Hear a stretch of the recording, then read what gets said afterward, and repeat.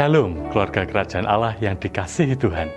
Hari ini saya akan membacakan renungan dengan judul Dalam Kesederhanaan Tersingkap Kemuliaan yang Luar Biasa. Diambil dari Ibrani 4 ayat yang ke-11. Demikian firman Tuhan. Karena tidak ada tempat bagi mereka di rumah penginapan. Kelahiran Yesus Kristus, Sang Raja semesta alam, adalah peristiwa yang diselimuti ironi agung. Bukanlah istana, tapi tempatnya adalah palungan, tempat makan ternak. Kondisi ini juga dipertajam dalam satu pernyataan dalam Alkitab yang menyedihkan. Karena tidak ada tempat bagi mereka di rumah penginapan.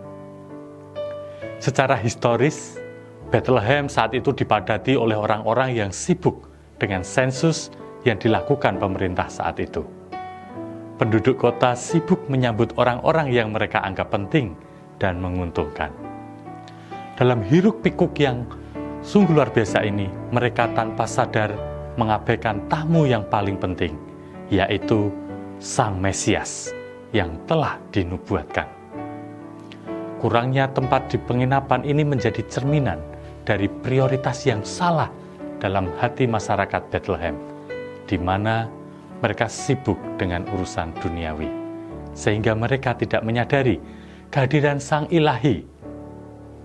Secara teologis, palungan adalah manifestasi awal dari doktrin kenosis atau pengosongan diri, yang dijelaskan oleh Rasul Paulus dalam Filipi 2 ayat 5 sampai dengan 8. Ayat tersebut mengajarkan bahwa Kristus yang setara dengan Allah secara sukarela memilih untuk mengosongkan diri atau ekenosen, mengambil rupa seorang hamba.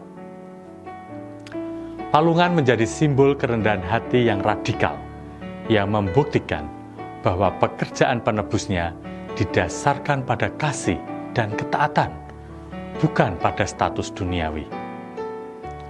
Marilah kita menata dan mengarahkan hati kita pada hal-hal yang penting dalam memaknai kelahiran Tuhan Yesus Kristus, sehingga kita tidak kehilangan prioritas dalam memaknai kelahiran Tuhan Yesus.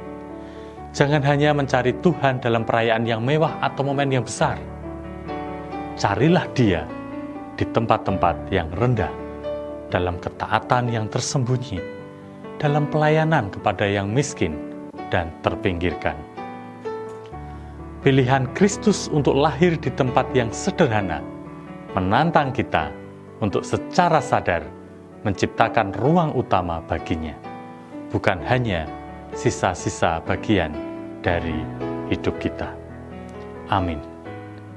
Jika keluarga kerajaan semuanya merasa terberkati dengan renungan hari ini, bisa like, komen, subscribe, dan share renungan harian ini ke lebih banyak orang agar menjadi berkat. Terima kasih, Tuhan Yesus memberkati.